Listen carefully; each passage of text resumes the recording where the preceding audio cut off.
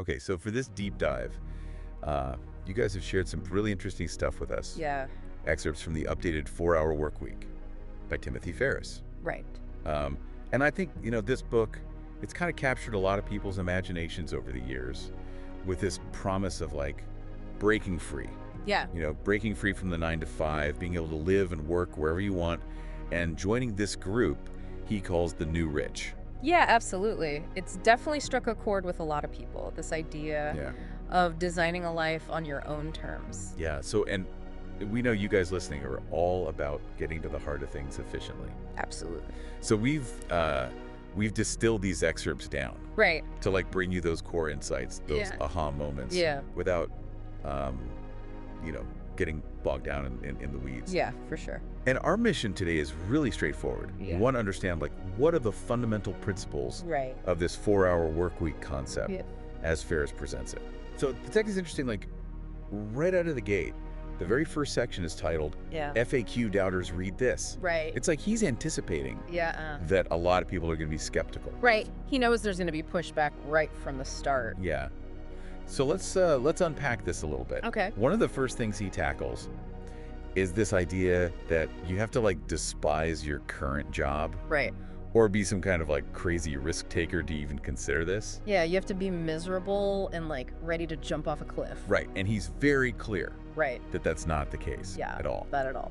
What I thought was really interesting here is Yeah. the examples he uses. Yeah, he gives some really concrete examples to kind of illustrate his point. Yeah, like Yeah. he talks about a Fortune 500 employee who spent a month traveling through China Right. while still managing their job remotely. Yeah. Basically using technology to kind of cover his tracks. Right. And then there's the example of a business generating $80,000 a month. Yeah, that's a pretty significant amount of money. Yeah. And the owner's basically hands off. Yeah, it's mostly running without him having to be directly involved.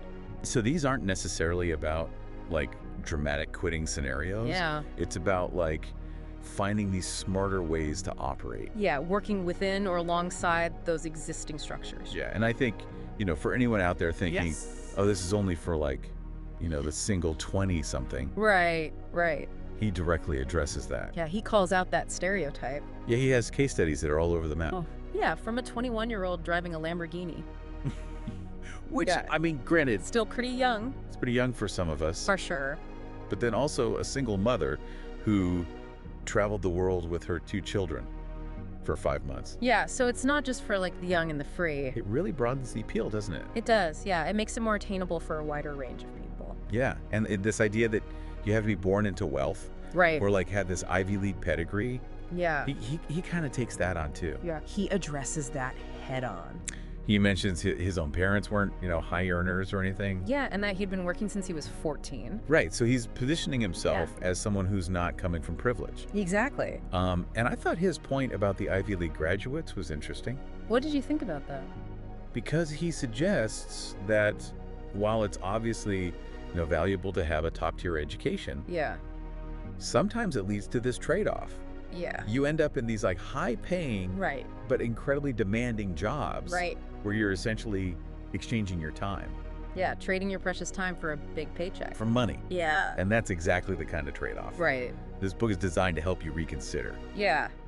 He even says he's been there and seen the destruction, which kind of hints that he's had his own experience with this. Right. Okay, so we've addressed some of those initial doubts Yeah. that might be swirling around in your head. Hopefully we've cleared up some of those misconceptions. So now he transitions into his own story Right. and this core concept of the new rich Yeah, and his own life took a pretty dramatic turn, it sounds like. it did. Yeah, it's a pretty fascinating story. Yeah.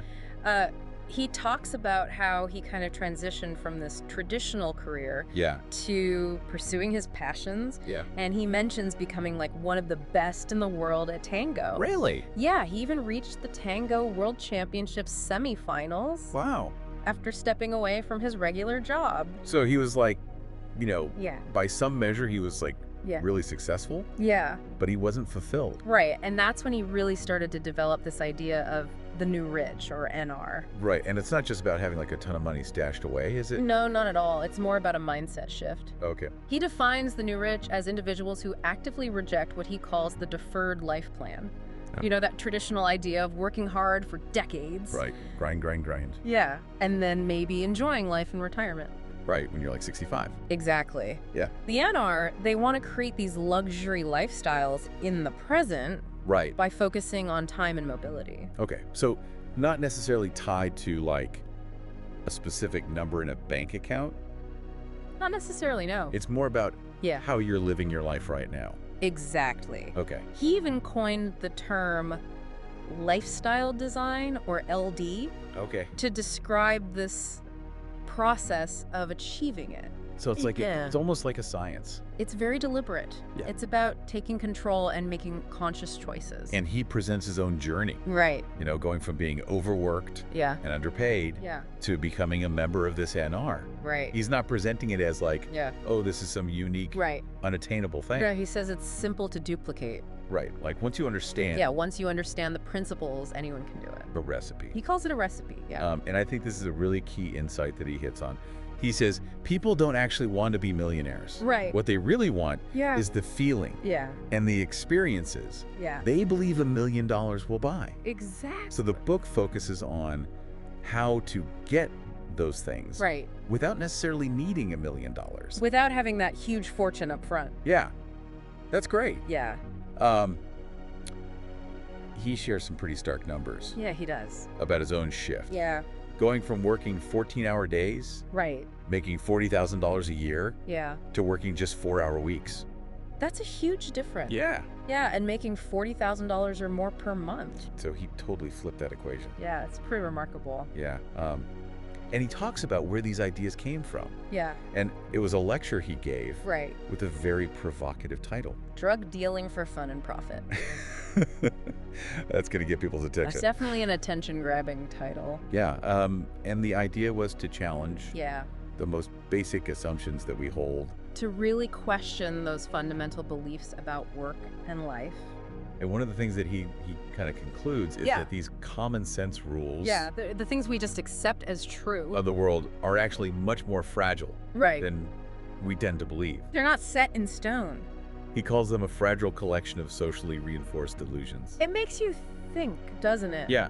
Like maybe we've been accepting these limitations without even realizing it. So this book is not about like extreme frugality No. or like, you know, finding that mythical dream job. Right. Not about living like a monk or waiting for that perfect opportunity to fall into your lap. It's really about freeing up your time. Exactly. Time is your most valuable asset. Right. It's about making time for the things that matter most. And creating automated income streams. Yes. So your income isn't directly tied to the hours you put in. Right. Okay. So he also introduces this concept of the deal maker, Right. which sounds like a really important skill. Definitely a key part of his philosophy. Yeah. So what's a deal maker? Well, according to Ferriss, the main thing about being a deal maker is that reality is negotiable. Okay. He argues that outside of hard science and the law, Yeah. a lot of the rules and limitations we operate under are kind of flexible. Okay. They can be bent or even broken. It's not about being unethical though, right? Right. It's not about being dishonest or taking advantage of people.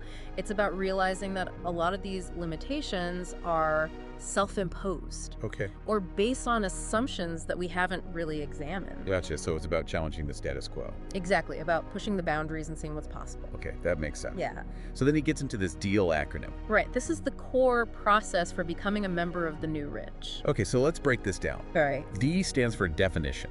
Exactly. Yeah, So right. definition is all about kind of redefining things. Okay. Redefining common sense. Okay. Establishing a new set of rules and objectives for this different way of living. Okay. So like challenging those assumptions. Yeah, challenging those assumptions we talked about earlier. Okay. And it involves redefining fundamental concepts like wealth. So like what does wealth really mean? Exactly. It's about shifting towards this idea of relative wealth, Okay. where time and freedom are just as valuable as money. So you might value an extra free afternoon Yeah. more than like a, Right. a fancy gadget. Exactly. Right. He also talks about redefining stress, Right. introducing the concept of eustress, Okay. which is positive stress, Okay. the kind you get from challenges that you enjoy, Right. not that draining negative kind of stress. So basically setting up Yeah, a new foundation for your thinking. exactly. Laying the groundwork for a different way of approaching life. Then we go to E for elimination. Right. And this isn't your standard time management stuff? No, he actually says it's the end of time management, Well. as we traditionally think of it. Okay. It's about being more strategic with your time. He delves into the ideas of this Italian economist Right. to show you how to reduce wasted work hours. Okay. And the focus is on increasing your output per hour Okay. by cultivating selective ignorance, Okay. which is basically choosing what not to pay attention to. Right, so like cutting out the noise? Exactly, getting rid of the distractions. Okay. And adopting a low information diet Right. to really free up your time. Okay, so being intentional Yeah, being very deliberate about what you consume. about what you let into your life. Exactly. Okay, so time is essential. Time is the key ingredient for this lifestyle design. Next up, A for automation. Right. So this is where the income generation piece comes in. Exactly. This is how you start building those systems Okay, to generate income without you having to be constantly involved. so like passive income. Yeah, passive income is a big part of it. Okay. He talks about geographic arbitrage, Okay. which is basically considering where your money goes further. So like Yeah. living somewhere Yeah. where your cost of living is lower. Right. Okay. He also talks about outsourcing, Right. getting other people to do the tasks that you don't have to do personally, Okay. and establishing rules of non-decision. Okay. I like that. It's like having a set routine for your morning coffee Okay. so you don't waste mental energy Right. deciding what to do every day. So like freeing up mental bandwidth for Exactly. bigger decisions. For the things that really matter. Okay, so this stage is all about building that income Yeah. that's not tied to the hours you work. That's right. And finally, L for liberation. Right. This is the mobile manifesto. Okay. This is about breaking free from a single location. Okay, so like being able to work from anywhere. Exactly. That's the idea. Right. He talks about mini retirements, Okay. which are these shorter breaks Sure. spread throughout your life Okay. rather than one long retirement at the end. Okay, I like that. Yeah, it's about integrating those periods of freedom into your life. So it's not like work, work, work, and then finally relax. Exactly. And he gives strategies for working remotely Right. so you can escape the office. So you can work from a beach in Bali if you want. Exactly. You have the freedom to choose. That's amazing. Yeah. And he makes a really important point What's that? about the order you should implement these things. Right. Especially if you're working a traditional job. Yeah, it's not deal, it's delay. Delay. Yeah. So for those of you who are employed, Right. Ferriss suggests focusing on liberation first. So getting that remote work set up. Exactly. Getting that location independence first before you start cutting your hours with elimination. Right. Because if you're not tied to the office, Yeah, then you have more leverage to reduce your hours. that makes sense. Yeah. Even if you're not trying to be an entrepreneur, Right. this deal Della process can make you more like an entrepreneur in the purer sense. Okay. Someone who takes control of their resources Right. and directs them to areas that give them a higher return. So whether that's money or time or freedom. Whether that's maximizing your return on investment. Okay, so then he has this section called Chronology of a Pathology, Right. where he gets into his own background. Yeah, he shares some of his formative And it experiences. sounds like he had some He did. pretty unconventional experiences. Definitely not your typical path. Yeah. Yeah. What really struck me was Yeah. just the variety of things he did. Yeah, he's got this wide range of accomplishment. Like a Guinness World Record in tango, Right? a kickboxing champion, Yeah. even an actor in a TV series. He's done it all. So he's consistently lived outside the norm. Yeah, he's always been a bit of a nonconformist. And he talks about some early experiences that really influenced his thinking. Like what?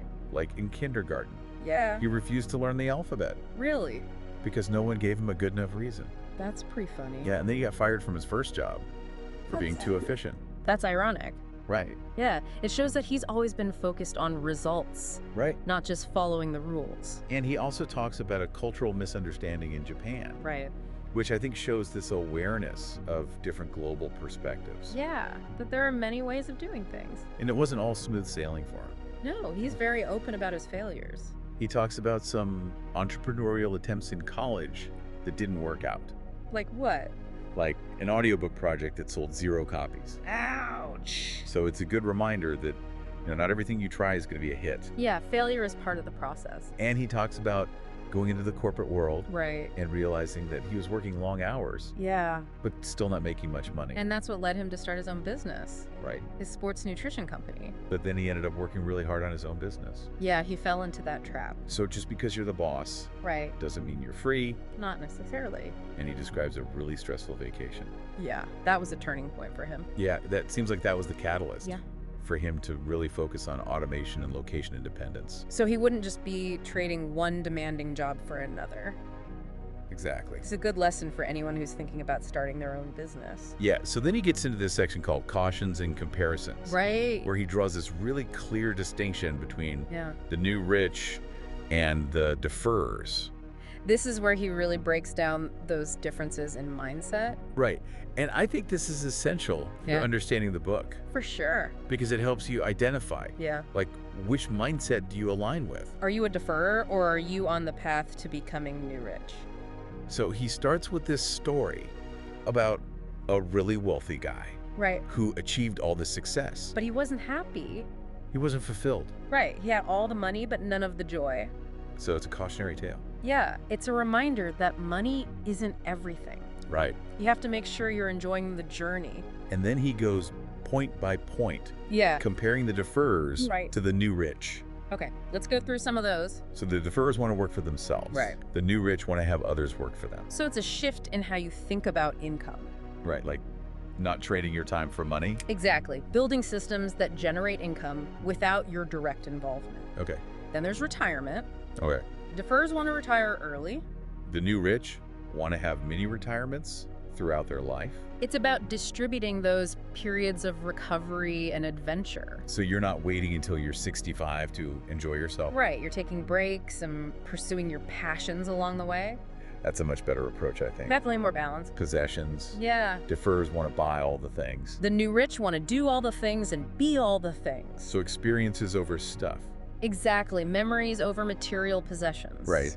It's about living a rich life, not just having a lot of things. And then being in charge. Right. Deferrers want to be the boss. The new rich want to be the owner. He uses this great analogy of owning the trains. Yeah, rather than just driving them. So it's about owning the systems Right. that generate the income and the freedom. Exactly, not being stuck in the day-to-day operations. Even the motivation for making money is different. Right. Deferrers want to make a ton of money. New rich want to make money to pursue their dreams. So it's about having a purpose. Yeah, having a clear vision for what you want to do with your life. He also talks about this freedom multiplier, Right. which is about having control over the 4 W's. What you do, Yeah. when you do it, Yeah. where you do it, Where? and with whom you do it. With whom? And he argues that having control over those things Yeah. makes your income more valuable Right. because you're actually able to enjoy it. He gives the example of an investment banker Okay. who makes a lot of money, Yeah. but has no control over their time, Right. compared to someone who makes less, but has complete freedom. And that person's probably happier. Most likely, yeah. So the goal of the book is not to become a millionaire. Right, It's to create options yeah. with minimal effort and cost. And that can actually lead to making more money. And he gives some examples of who the new rich are, Like who? like the employee who negotiates a remote work arrangement, Right. the business owner who outsources everything, Yeah. the student who builds a passive income stream. So it's achievable for anyone.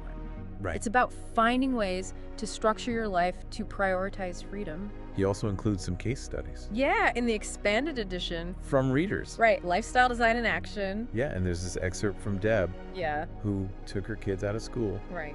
and did this mini retirement. Yeah, it's a great example of combining family and freedom. And then there's a quote from Anthony, Yeah, who quit his job, wrote ebooks, traveled, hosted conventions. all before he could legally drink. That's amazing. It shows that age is not a barrier. So as we wrap up this deep dive, Yeah. what are the key takeaways? Well, I think the biggest one is that mindset shift. Right. It's about moving away from deferred gratification. Right. And designing a lifestyle you can enjoy right now. Not waiting for retirement, Exactly. and realizing that time and mobility are just as valuable as money. Yeah, those are your real currencies. And the deal and BLA frameworks Right. give you a roadmap. Yeah, practical way to start making changes. This book really challenges conventional wisdom It does. and encourages you to experiment. Yeah, to question those assumptions and see what's possible. So what's one small assumption about your work-life balance Yeah. that you might be ready to question. What can you start experimenting with today? This has been a really thought-provoking deep dive, It has. and we encourage you to explore these concepts further. Yeah, see how you can apply them to your own life. Thanks for joining us. Thanks, everyone.